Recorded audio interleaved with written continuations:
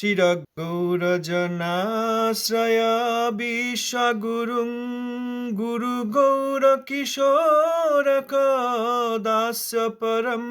চিরগৌরজনাশ্রয় বিশ্বগুরুং গুরুগৌরকিশোরকদাস্য পরম। পরমাদৃত ভক্তি বিনোদপদং প্রণমামি সদা প্রভুপাদপদম। প্রণমামি সদা প্রভুপাদপদম।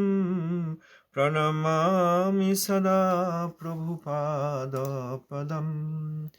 সরস্বতী নাম জগৎ প্রসিদ্ধং প্রভুং জগত্যং পতিতৈকবন্ধুং। সরস্বতী নাম জগৎ প্রসিদ্ধং প্রভুং জগত্যং পতিতৈকবন্ধুং। ত্বমেব দেব প্রকটীচকার। নমো নমো গৌরকিশোর তুভ্যং। ত্বমেব দেব প্রকটীচকার। নমো নমো গৌরকিশোর তুভ্যং। তব হৃদয়িতদাসে সত্যসূর্য প্রকাশে। তব হৃদয়িতদাসে সত্যসূর্য প্রকাশে। জগতি দুরিতনাশে প্রদ্যতে চিদ্বিলাসে। বয়মনুগত ভৃত্যঃ পাদপদ্মং প্রপন্না। অনুদীনমনুকম্পাং প্রার্থয়াম নগণ্যাম। পতিত পাবন শ্রীল গুরু মহারাজ জি কি জয়। দশমদস্তনাচার্য বৈষ্ণব বিষ্ণুবৃন্দ কি জয়। প্রভুপাদ শ্রীল ভক্তি সিদ্ধান্ত সরস্বতী গোস্বামী ঠাকুর জি কি জয়। অবধূত কুলোচরমণি শ্রীল গৌরদাস বাজি মহারাজ জয়। শ্রীল সচ্চিদানন্দ ভক্ত ঠাকুর মাস কি জয়। শ্রী রূপানুগ আচার্য বর্গ জয়। ভজরানন্দী সমাগত ভক্তবৃন্দ কি জয়। শ্রীল প্রভুপাদের বক্তৃতাবলী তৃতীয় খণ্ড শ্রী বলদেব প্রসঙ্গে আমরা পড়েছি আনুকরণিক কীর্তনকারী নহে।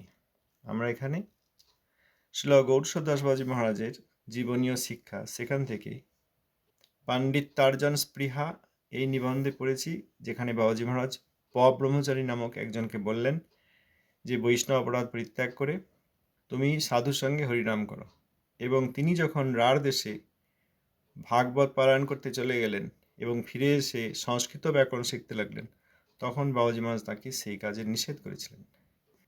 ছিল বাবাজি মহারাজ বললেন, তুমি কনক কামিনীয় প্রতিষ্ঠার সংগ্রহের জন্য ব্যাকরণ পড়িতেছ। তারপর সে যখন বলল, না আমার কোনো সেরকম দুরাকাঙ্ক্ষা নেই, আমি শ্রীমদ্ ভাগবতের অর্থ বোঝার জন্যই ব্যাকরণ পড়ছি, তখন বাবাজি মহারাজ তাকে বললেন, রাঢ় দেশে কথকগণের ভাগবত ব্যবসায় দেখিয়া তোমার লোভ হইয়াছে, তোমার কপাল পুড়িয়াছে। মঙ্গল চাও তো ওইরূপ অপরাধের কার্য ছাড়িয়া সৎসঙ্গে হরিভজন করো, অর্থাৎ এই ভাগবত ব্যবসায়। তো ভাগবত ব্যবসায় সম্বন্ধে আমরা অন্যান্য দুই একটি জায়গায় যেসব কথা আমাদের গুরুবর্গ বলেছেন সেগুলি পড়ছি। এখানে প্রভুপাদ তার বক্তৃতাবলী তৃতীয় খণ্ড শ্রী বলদেব প্রসঙ্গে বলেছেন আনুকরণিক কীর্তনকারী নহে। সেই প্রসঙ্গে প্রভুপাদ বলছেন, আমরা আবার গৌরসুন্দরের ও গৌর ভক্তগণের অনুকরণ করতে গিয়ে উলা ওঠা ভালো করা উদ্দেশ্য নিয়ে কীর্তন করি। ব্যবসায়ী ভাগবত প্রশ্নসূচক চিহ্ন কথক পাঠক হয়ে পড়ি, শূদ্রসজ্জায় কখনো বা মন্ত্রদাতা গুরু হয়ে বসি ইত্যাদি। যখন আমরা শ্রী বলদেব প্রসঙ্গ পড়ছিলাম তখন এই বিষয়ে আলোচনা করেছি। এখন যেহেতু ভাগবত কীর্তনের বা ভাগবত কথক পাঠকের বিষয় এসছে, তাই আমরা আরেকবার এই বাক্যটি দেখছি। এখানে প্রভুপাদ বলছেন, গৌর সুন্দরের অনুকরণ করতে গিয়ে বা গৌর ভক্তগণের অনুকরণ করতে গিয়ে ওলা ওঠা ভালো করার উদ্দেশ্য নিয়ে অনেকে করেন।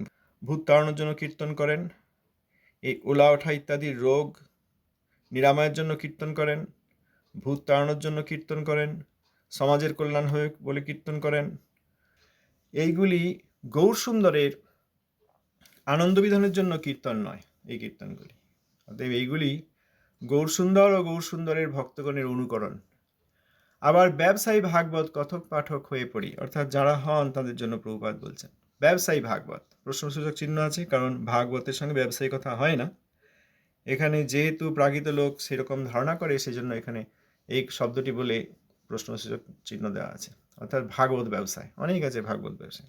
শূদ্রসজ্জায় কখনো বা মন্ত্রদাতা গুরু হয়ে বসি। শূদ্রসজ্জায় তা গুরু তো আর শূদ্র সাজেন না, তাহলে মন্ত্রদাতা গুরু হয়ে বসি, এর অর্থ মন্ত্রদাতা গুরু হন তারা ওই মন্ত্র ব্যবসায়ী। শূদ্র সজ্জায়, শূদ্র শ্রীকৃষ্ণচন্দ্র সমাজকে যে 4 ভাগে ভাগ করেছেন, ব্রাহ্মণ, ক্ষত্রিয়, বৈশ্য, শূদ্র, প্রত্যেক বিভাগের একটি করে কাজ আছে। শূদ্রের কাজ অন্য 3 সম্প্রদায়ের সেবা করা, ব্রাহ্মণ, ক্ষত্রিয়, বৈশ্য এনাদের সাহায্য করা, এনাদের সেবা করা। তো এখানে মন্ত্রদাতা গুরু তিনি প্রকৃত গুরু নন, তিনি মন্ত্র ব্যবসায়ী গুরু। তিনি ওই শিষ্যকে মন্ত্র দেন শিষ্যের মনোধর্মের পক্ষে হাওয়া করার জন্য, অর্থাৎ শিষ্যের মনোধর্মগুলিকে সহায়তা করার জন্য।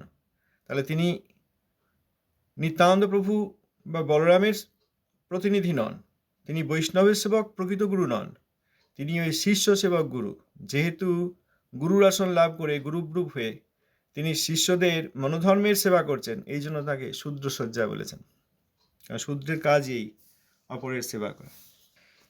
এই বিষয় আছে। আবার প্রভুপাদের উপদেশামৃতে বিভিন্ন স্থানে আছে অর্চনকারী, ভাগবত ব্যবসায়ী, কীর্তনকারী, প্রচারক ইত্যাদি। তারা যদি স্টাইপেন্ড নেন তাহলে তারা কখনো প্রচারক বা ভাগবত কথক নন বা কীর্তনকারী নন। একটি প্রশ্ন আছে অরিজিনাল গ্রন্থের 183 পৃষ্ঠায়। প্রশ্ন হচ্ছে, কাহার নিকট ভাগবত শুনিব? সেখানে প্রভুপাদ কি বলেছেন আমরা পড়ে যাচ্ছি। উত্তর, শ্রীমদ্ ভাগবত মহাভাগবত শ্রী গুরুদেব ও গুরুনিষ্ঠ শুদ্ধ ভক্তের নিকট শুনিতে হইবে। যে ব্যক্তি নিজে ভাগবত নয় তাহার নিকট শ্রীমদ্ ভাগবত শুনিলে মঙ্গল হইবে না। এখানে গুরু প্রকৃত গুরু হতে হবে। ওই শিষ্যের মনোধর্মের সেবা করা অসৎগুরু বা বৈষ্ণব অপরাধী গুরুব্রূপ তাদের জন্য নয়, প্রকৃত মহাভাগবত শ্রী গুরুদেব। মহাভাগবত শ্রী গুরুদেব বিরল। সেরকম মহাভাগবত শ্রী গুরুদেব ও গুরুনিষ্ঠ শুদ্ধ ভক্ত, যিনি মধ্যম বা উত্তম বৈষ্ণব, তার কাছে শ্রীমদ্ ভাগবত শুনতে হবে। যে ব্যক্তি নিজে ভাগবত নয়, অর্থাৎ ভক্ত ভাগবত নয়, তাহার নিকট শ্রীমদ্ ভাগবত শুনলে মঙ্গল হইবে না। অতএব যেখানে সেখানে গিয়ে বসলেই হবে না। যাহার চরিত্র খারাপ, কামের চিন্তা যাহার প্রবল, যাহার প্রতিষ্ঠা ও অর্থ আবশ্যক, সে কখনো শ্রীমদ্ ভাগবত পাঠ করিতে পারে না। তাহার মুখে শ্রীমদ্ ভাগবত কীর্তিত হন না। সে শ্রীমদ্ ভাগবত পাঠের ছলে নিজেন্দ্রিয় তর্পণ করে মাত্র। সে নিজে বঞ্চিত, তাই অপরকেও বঞ্চিত করে। যিনি সর্বক্ষণ হরিভজন করেন, এরূপ শ্রী গুরুদেবকে আশ্রয় করিয়া তাহার শ্রীমুখে অথবা তাহার নির্দেশে অন্য শুদ্ধ বৈষ্ণবের নিকট শ্রীমদ্ ভাগবত শুনিতে হইবে। তাহা হইলেই মঙ্গল ও ভক্তি হইবে। এখন যে কেউ তাদের ওই গুরু করেছেন, কিন্তু তিনি যদি মহাভাগবত না হন, সেখানেও শোনা যাবে না। অতএব এরকম কেউ যেন মনে করবে না, ও তাহলে যাই আমি আমার গুরুর কাছে গিয়ে শুনি। হ্যাঁ, হবে, যদি শুদ্ধ ভক্ত হন অবশ্যই হবে। আর যদি প্রকৃত ভক্ত না হন, ওই বৈষ্ণব বিদ্বেষী হন, তাহলে এই ভাগবত শোনার নাম করে তার সঙ্গ করার ফলে, তাকে বহু মানন করার ফলে যিনি করবেন তারও ওই বৈষ্ণব অপরাধী প্রবাহিত হবে, শ্রীমদ্ ভাগবতের কৃপা প্রবাহিত হবে না। প্রভুপাদ উপদেশে তাই বলেছেন। এরপর প্রভুপাদ বলছেন, শ্রীমদ্ ভাগবত যাহাদের জীবন ও সেবা, তাহারাই সত্য সত্য ভাগবত পাঠ করেন, ঠাকুর সেবা করেন, হরিনাম করেন, তাহাদেরই সঙ্গ করিতে হইবে, তাহাদেরকেই সমস্ত দিতে হইবে। কারণ তাহারা আমার মতো ভোগ করেন না, অথবা ঠাকুর সেবার ছল করিয়া আত্মবঞ্চনা ও পরবঞ্চনা করেন না, কিংবা ভগবৎ সেবোপকরণকে প্রাপঞ্চিক বোধে ত্যাগ করিয়া ফল্গু বৈরাগীর ন্যায় জড় প্রতিষ্ঠাও সংগ্রহ করেন না। যাদের জীবন ও সেবা শ্রীমদ্ ভাগ, তারাই সত্য সত্য ভাগবত পাঠ করেন। শ্রীমদ্ ভগবদ্ গীতা পাঠক নির্ণয় করতে মহাপ্রভু শ্রীরঙ্গবত্তমে একজন গীতা পাঠকের কাছে গিয়ে বসেছিলেন, যার উচ্চারণও শুদ্ধ নয়, কিন্তু তাকেই প্রকৃত গীতা পাঠক বলেছিলেন। কারণ তিনি, তার হৃদয়ে অন্য কোনো ছলনা ছিল না বা উদ্দেশ্য ছিল না। তিনি ওই গীতা পড়ছেন আর সামনে কৃষ্ণ অর্জুন রয়েছেন, কৃষ্ণ এই কথা অর্জুনকে বলছেন, এই দিকে তার নয়ন জলে তিনি ভেসেছেন। ঠাকুর সেবার ছল করে কোনোভাবে ভোগ করেন বা ঠাকুর সেবার ছল করে আত্মবঞ্চনা ও পরবঞ্চনা করেন, সেই সব ব্যক্তির কাছে গিয়ে ভাগবত শোনা যায় না। বা যারা আবার ফল্গু বৈরাগী, উদাসীন লিঙ্গ। এরপর প্রভুপাদ বলছেন, আমি যাহার সঙ্গ করিব বা যাহার কথা শুনিব, তিনি শ্রৌতপন্থী হইবেন। সাধুগুরু কখনো প্রেয়পথ স্বীকার করেন না, তাহারা শ্রেয়পন্থী ও শ্রৌতপন্থী। শ্রৌতপন্থী সাধুগণ নিজ গুরুর নিকট হইতে সত্যপথে বা ভক্তিপথে চলিবার যে শিক্ষা পাইয়াছেন, তাহাই তাহারা অপরকে বলেন। তাহারা নিজের মনঃকল্পিত কোনো কথা কাউকেও বলেন না। আমরা অনেক সময় গুরু করি বা সাধুসঙ্গ করি মঙ্গল বা শ্রেয়ের জন্য নয়, পরন্তু আমাদের প্রেয় লাভের জন্য নিজ অপস্বার্থ সিদ্ধির জন্য। আজকাল গুরু করা কার্যটা এক শ্রেণীর লোকের মধ্যে নাপিত ধোপা রাখার ন্যায় একটা লৌকিক বা কৌলিক ধারা, আর এক শ্রেণীর মধ্যে একটা ফ্যাশন হইয়া দাঁড়াইয়াছে। সাধুসঙ্গ বা পাঠ শোনা ব্যাপারটাও সেইরূপ ধরনের একটি কার্য হইয়া পড়িয়াছে। সুতরাং আমাদের মঙ্গল আর কি করিয়া হইবে? উপযুক্ত শিক্ষকের নিকট কথা না শুনিলে কি কাহারও সুবিধা হয়?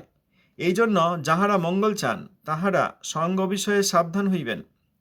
সাধু নামধারী লোকের নিকট হরিকথা শুনিতে গিয়া বিপন্ন হইবেন না। একই ব্যাপার। সাধু নামধারী লোকের কাছে হরিকথা শোনা, খুব নামি সুনামি ভাগবত পাঠক বা কথক তাদের কাছে গিয়ে শোনা, এবং মন্ত্র ব্যবসায়ী তথাকথিত গুরু যারা মহাবৈষ্ণবগণের চরণে বা পূর্বপূর্ব আচার্যদের চরণে অপরাধ করেন তাদের কাছে ওই মন্ত্রাদি নিতে নেই, নিলে তৎক্ষণাৎ ত্যাগ করতে হয়, না হলে নরক হয়। হরিকথা, ভাগবত আর মন্ত্র সব একই বস্তু। মন্ত্রে ভগবানের নাম আছে। মন্ত্রের দ্বারা আমরা আমাদেরকে শ্রীহরির চরণে সমর্পণ করি। যোগমায়াদেবীকে প্রার্থনা করি যে আপনি আমাকে শ্রীহরির চরণে সমর্পণ করুন। হরিকথা স্বয়ং হরি, হরি নাম স্বয়ং হরি। আবার মন্ত্রে হরির নাম আছে, সেই জন্য মন্ত্র হচ্ছেন হরি। আবার শ্রীমদ্ ভাগবত স্বয়ং হরি। অতএব এই ভাগবত, হরিকথা, কীর্তন, মন্ত্র এইগুলি খুব সাবধানে না করলে নিজের মনোকলা খাওয়া হবে, মনোধর্মও পালন করা হবে, কিন্তু হরিভক্তি হবে না। ভাগ্যক্রমে ভগবত কৃপায় যদি কেহ প্রকৃত সাধুর সঙ্গ লাভের সৌভাগ্য পান, তাহা হইলে তাহার নিকট সত্যের সন্ধান পাইবা মাত্র তাহাতে নিষ্ঠাযুক্ত হওয়া উচিত। আমরা প্রভুপাদের উপদেশ পড়ছি, এখানে চেষ্টা করছি। এইখানে আমরা যা শুনছি সেইগুলি শোনা মাত্রই সঙ্গে সঙ্গে সেইটি গ্রহণ করা উচিত। যদি শোনার পর গ্রহণ না করি তাহলে আমাদের সৌভাগ্যক্রমে আমরা শুনছি ঠিকই, কিন্তু আমরা এটিকে নিজের জীবনে পালন না করার জন্য প্রকৃত শ্রবণ হচ্ছে না। আবার কেউ যদি মনে করেন আচ্ছা আমি তো প্রভুপাদের কথা শুনছি, এখন পালন করতে পারছি না, অতএব দরকার নেই অপরাধ করে, আমি আর শুনবো না, সেটি আরও বড় অপরাধ। সুযোগ এসছে, প্রভুপাদের কৃপা আমি আর নেব না, কারণ আপনার কৃপা আমি নিতে পারছি না। যাদেরকে আমি ভক্ত মনে করেছি তাহলে যে তাদের মান থাকছে না এ বললেও হয় না। অতএব শ্রবণও করতে হবে, অনুসন্ধান করতে হবে যে কোথায় শুদ্ধ হরিভক্তি কথা হচ্ছে, এবং সেইখানে গিয়ে শ্রবণ করতে হবে। এবং শ্রবণ মানে শুধু শুনে চলে গেলাম, কানের পর্দায় শব্দগুলি এলো, কম্পাঙ্গগুলি একটা অনুভূতি সৃষ্টি করলো, শুধু তাই নয়, সেই অনুসারে পালন করা দরকার, তবে শ্রবণ পূর্ণ হয়। এখানে প্রভুপাদ বলছেন ভাগ্যক্রমে ভগবত কৃপায় যদি কেউ প্রকৃত সাধুর সঙ্গ লাভের সৌভাগ্য পান, তাহলে প্রভুপাদের হরিকথা, প্রভুপাদের উপদেশামৃত আমরা শুনছি, প্রভুপাদের শিষ্য দিয়েছেন, প্রভুপাদের শিষ্যগণ দিয়েছেন। এখানে প্রভুপাদের একজন বিশেষ শিষ্য শ্রীমদ্ ভক্তি ময়ূক ভাগবত গোস্বামী মহারাজ এই গ্রন্থ সংকলন করেছেন। এই গ্রন্থ আর প্রভুপাদে কোনো ভেদ নাই, এই অপ্রাকৃত বাণী প্রভুপাদ এই গ্রন্থরূপে এখানে রয়েছেন। সুতরাং যদি এই সৌভাগ্য আমাদের হয়ে থাকে প্রভুপাদের উপদেশ শোনার, তাহা হইলে তাহার নিকট সত্যের সন্ধান পাইবা মাত্র তাহাতে নিষ্ঠাযুক্ত হওয়া উচিত। কখন নিষ্ঠিত হব, কখন এই অনুসারে কার্য করব? 1 বছর পর, 10 বছর পর, 2 দিন পর না, পাইবা মাত্র মানে কি, সঙ্গে সঙ্গে সন্ধান পাইবা মাত্র তাহাতে নিষ্ঠাযুক্ত হওয়া উচিত।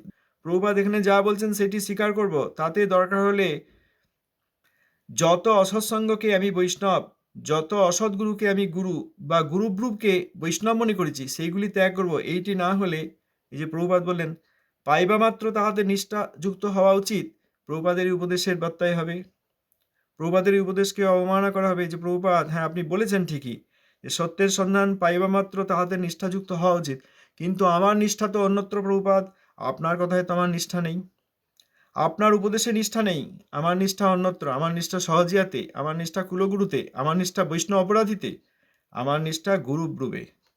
তাহলে কি করে হবে? তাহলে তো প্রভুপাদের চরণে অপরাধ হচ্ছে। আমাদের জীবনে যাহার যতটুকু সময় আছে তাহার এক মুহূর্ত বিষয় কার্যে বা অন্য কার্যে নিযুক্ত না করিয়া হরিভজনে নিযুক্ত করা আবশ্যক। সৎসঙ্গ করিবার জন্য ব্যাকুল হওয়া প্রয়োজন, ছেড়ে দেওয়া নয়, পারছি না এখন আর শুনবো না, দরকার নেই, অপরাধ হচ্ছে, তা নয়। ব্যাকুল হওয়া প্রয়োজন, যে কখন আবার প্রভুপাদের কথা শুনবো, সেই সুযোগ কখন আসবে, ব্যাকুল। কারণ অন্যান্য কর্তব্যগুলি সব জন্মেই করা যাইবে, কিন্তু জীবের একমাত্র কর্তব্য সদ্গুরু চরণাশ্রয়ে বা সৎসঙ্গে কৃষ্ণ ভজন মনুষ্য জন্ম ছাড়া অন্য জন্মে সম্ভব হইবে না। অন্যান্য ভোগাদি আবার পরের জন্মে অন্য শরীর পেলে করা যাবে। এখন মানব জন্ম পেয়েছি, এখনই আমি হরিভজন করিনি, এইটা প্রভুপাদের নির্দেশ। এরপর আরেকটি প্রশ্ন আছে, আমরা প্রশ্ন তাড়াতাড়ি পড়ে গেলাম। আমরা এই ভাগবত সম্বন্ধে যে আলোচনা করছি সেই সম্বন্ধিত প্রশ্ন বলে প্রভুপাদের আরেকটি প্রশ্ন পড়ি উপদেশ থেকে। প্রশ্ন, কাহার নিকট ভগবত কথা শুনলে মঙ্গল হবে? কাহার নিকট ভগবত কথা শুনলে মঙ্গল হবে? এই প্রশ্ন। উত্তর, যিনি ভগবানকে দেখাইয়া দিতে পারেন, যিনি 24 ঘন্টার মধ্যে 24 ঘন্টায় ভগবানের সেবা করেন, সেই শ্রী গুরুপাদ পদ্মের নিকটেই ভগবত সেবা ও ভগবত সেবার কথা শুনতে হবে। এখন এই গুরুপাদ পদ্ম এই শব্দটি আমরা সাধারণ অনেক লোক তো অনেককে গুরু করেছেন, প্রভুপাদের প্রতি অসম্মান করছেন, তাদেরকেও গুরু করেছেন। আবার রূপ গোস্বামীপাদের নাম দিয়ে রূপানুগ বলছেন, কিন্তু প্রকৃত রূপানুগদের অসম্মান করেন, তাদেরকে অনেকে গুরু করেছেন। আবার এই গৌড়ীয় বৈষ্ণব সিদ্ধান্তে এসেছি মনে করে অনেক জায়গায় অনেকে গুরু করেছেন, কিন্তু সেখানেও সব প্রভুপাদের কথা বলতে গেলে সেখানে অসুবিধা। যেখানে প্রভুপাদের কথা বলতে গেলে আমাদের গুরু ধারণায় অসুবিধা হয়ে যাচ্ছে, সেখানে জানতে হবে যে নিশ্চয়ই সেই গুরু ধারণায় অসুবিধা আছে, সেই গুরু ব্যক্তিত্বে অসুবিধা আছে। কারণ প্রভুপাদের কথা শুনলে, প্রভুপাদেরই অনুগ বলে যে গুরুদেবের কাছে আশ্রয় নেওয়া হয়েছে, মানে গুরুদেবের কাছে মন্ত্রাদি নেওয়ার অভিনয় করা হয়েছে, তাহলে সে করে তিনি গুরু কী করে হবেন? যদি প্রভুপাদের প্রকৃত অনুগ হন, তাহলে তো প্রভুপাদের কথা আর তার কথা একই হবে। ভিন্ন হচ্ছে কি করে, ক্ল্যাশ হচ্ছে কি করে, এটা বুঝতে হবে। দ্বন্দ্ব তৈরি হচ্ছে কি করে? প্রভুপাদের কথা তো নির্মল, আলোক প্রদানকারী, অকলঙ্ক পূর্ণচন্দ্র প্রভুপাদ, তার আলোকে তো সমস্ত কলিতম অপসিদ্ধান্ত নাশ হয়ে যাবে। যখন প্রভুপাদের কথা অনুসারে চলতে পারছি না, আমি মানতে পারছি না, আমি অপারগ বলছি, তার মানে কি? তার মানে আমি আমার নিষ্ঠাটি অন্য জায়গায় বেঁধে রেখে দিয়ে এসেছি। আমাদের ভগবত সেবা প্রবৃত্তি জাগবে যদি প্রকৃত গুরুর কাছে আমরা শুনি। প্রকৃত গুরু এখানে শ্রীমদ্ ভক্তিময়ূক ভাগবত গোস্বামী মহারাজ, তাঁর উপদেশ আমরা পড়ছি। এটি প্রামাণিক গ্রন্থ, এটি প্রামাণিক গ্রন্থ। এই গ্রন্থটিকে ভুল বলা যায় না, তাহলে প্রভুপাদের চরণে অপরাধ হয়। বক্তৃতাবলী যেমন ঠিক, পত্রাবলী ঠিক, প্রভুপাদের দেওয়া হরিকথামৃত, শ্রী শ্রী সরস্বতী সংলাপ আদি, সেরকম উপদেশামৃত একটি প্রামাণিক গ্রন্থ।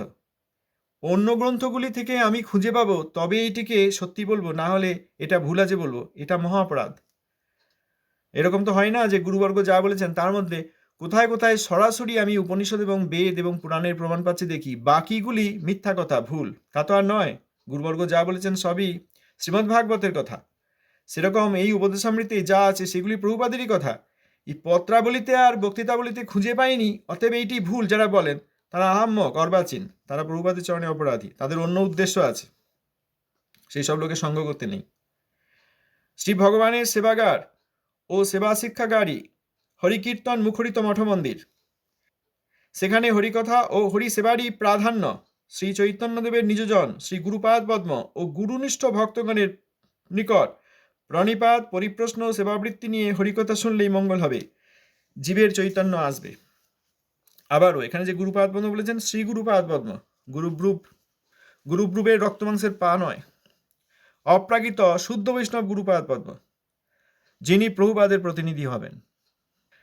এরপর প্রভুপাদ বলছেন, ভগবত ভক্তগণ ভক্তিচক্ষে হৃদয়ে শ্যামসুন্দর কৃষ্ণকে দর্শন করেন, সেই রূপ সাধুর সঙ্গ ও কৃপা হলে আমরাও হৃদয়ে ভগবানকে দেখতে পাব। এই চোখ দিয়ে ভগবত দর্শন হয় না, ভক্তিচক্ষেই ভগবত দর্শন হয়ে থাকে। শ্রীকৃষ্ণের আরাধনা দ্বারাই আমাদের নিত্যমঙ্গল লাভ হবে। যে মুহূর্তে আমি বুঝতে পারবো ভগবান কৃষ্ণই আমার প্রভু, আমি তার সেবক, সেই মুহূর্তেই আমার সুবিধা হবে, আমার মঙ্গলের দরজা খুলে যাবে। আমাদের দৃঢ়ভাবে জেনে রাখা উচিত যে এই জগতে ভগবান শ্রীহরি ব্যতীত আরাধনা করবার আর কোনো বস্তু নাই।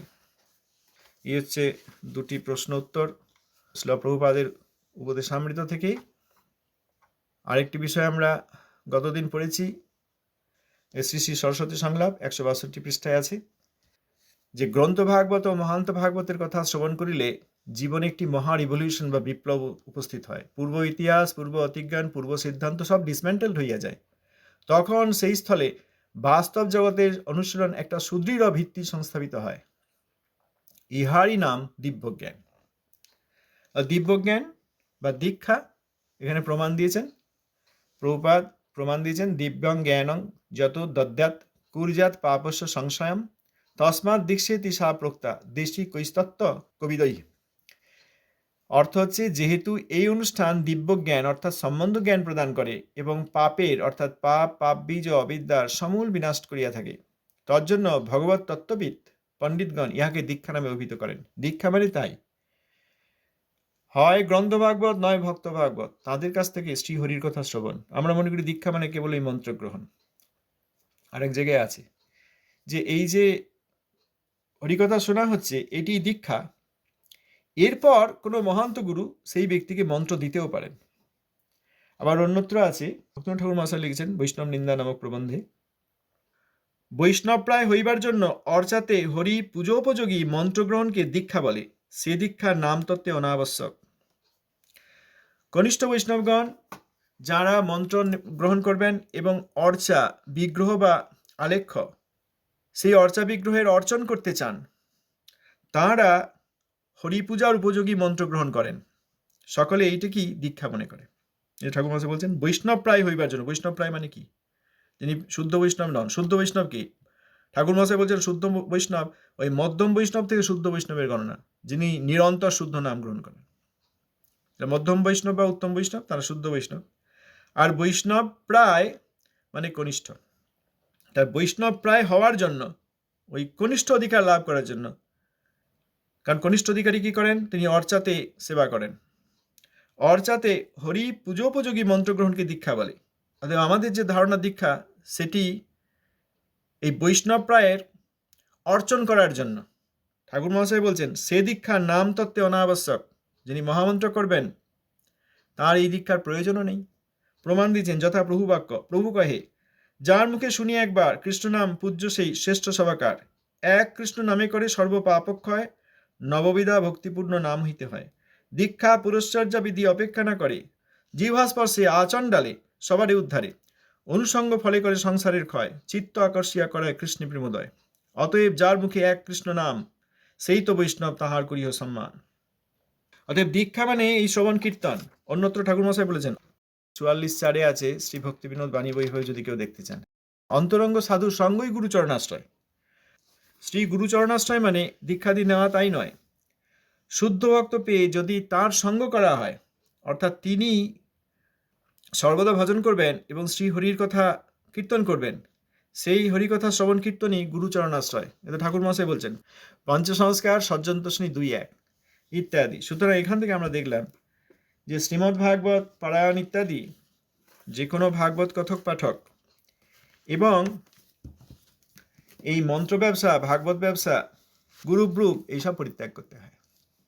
শিল ভক্তিবিনোদ ঠাকুরের, শিল বাবাজী মহারাজের ও তাহাদের নিজজন ওম বিষ্ণুপাদ শ্রীশ্রীমৎ ভক্তি সিদ্ধান্ত সরস্বতী গোস্বামী প্রভুপাদের চরিত্রের ইহাই বৈশিষ্ট্য যে তাহারা কখনো কোনো প্রকার কপটতা সমর্থন করিতেন না। পাণ্ডিত্যার্জন স্পৃহা, পরম গুরু শ্রী গৌরকিশোর গ্রন্থ থেকে। কেউ কিছু বলবেন? ধন্যবাদ, প্রণাম। যদি আমরা নিষ্কপট হই তাহলে ভগবানও আমাকে নিষ্কপটে কৃপা করে শুদ্ধ গুরু দেবেন। এখন এই দুঃসঙ্গের প্রভাবে আমরা ওই কপটতা করে ফেলছি, ওই জন্য আমাদের কাছে সব কপট গুরু ছল গুরু, এই জন্য এত সমস্যা।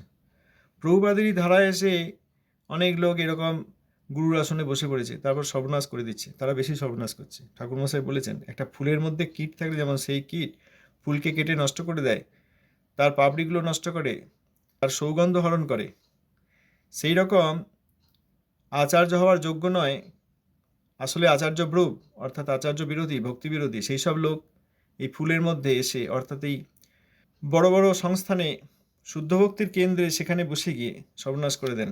আমরা তাদের দ্বারা সর্বনাশ আমাদের হচ্ছে দেখেও আমরা ছাড়তে পারি না, এই এক দুর্ভাগ্য। ছাড়া সঙ্গে সঙ্গে ছাড়া দরকার, সঙ্গে সঙ্গে ছাড়া। এসে বলেন সহসা, জানিবা মাত্র, পাইবা মাত্র, সঙ্গে সঙ্গে করা উচিত। না করলে আমরাই বিপদে পড়বো, কার কি যায় আসে। যে ভুল করব নিজেই তার বিপদে পড়ব। আমাদের যত উদ্দেশ্য আছে, আমাদের এখন মুশকিল হচ্ছে আমরা কাউকে মাসিমা বলি, আমরা কাউকে পিসিমা বলি, সেরকম কাউকে গুরু বলি, দিয়ে তার কাছ থেকে আর এই সম্পর্কটা ত্যাগ করতে পারি না। ওটা ত্যাগ করতে হবে তো। আমি কাকে মাসিমা পাতিয়েছি, তিনি যদি সত্যিই আমার মায়ের বোন না হন, সত্যি যদি স্নেহশীলা না হন, তার মাসিমা হওয়ার যোগ্যতা না হয়, তাহলে পাতানোর কী দরকার? এই গুরু পাতানোর মতো হয়েছে। নিত্যানন্দ প্রভুর অবতার না হলে সেখানে আমার মনোধর্মের দ্বারা আমি একটা পাতিয়ে নিয়েছি সম্পর্ক। অনেকে পাতিয়েছে, 10,000, 20,000, 40,000 লোক সেরকম সম্পর্ক পাতিয়েছে। তা কী হয়েছে? প্রভুপাদের একটি উপদেশ এই 40,000 লোকের পাতানো সম্পর্কের চেয়ে বড় নয়? কেউ না, ওখানে 1 লক্ষ লোক এরকম যায়, তা কী হয়েছে? প্রভুপাদের একটি বাক্য তার চেয়ে বেশি ভারী, এটা আমরা বুঝতে পারছি না। ও পারছি না, ছাড়ছি না বললে হবে না, ও ছাড়তে হবে। এই মূর্তি আমি ত্যাগ করলাম এই বলে ছাড়তে হবে, না হলে আবার ধীরে ধীরে পিছিয়ে যাবেন এবং ত্যাগ করবেন। অনেক লোক আছে যারা প্রভুপাদের কথা শুনতে এসেও সুবিধা হয়নি দেখে তারা পালিয়ে গিয়েছেন, এরকমই হবে। একটা নাম করা ভালো জায়গা, শ্রেষ্ঠ জায়গা, আমরা সরল মনে সেখানে গিয়েও তাহলে কি করে ঠকে যাই?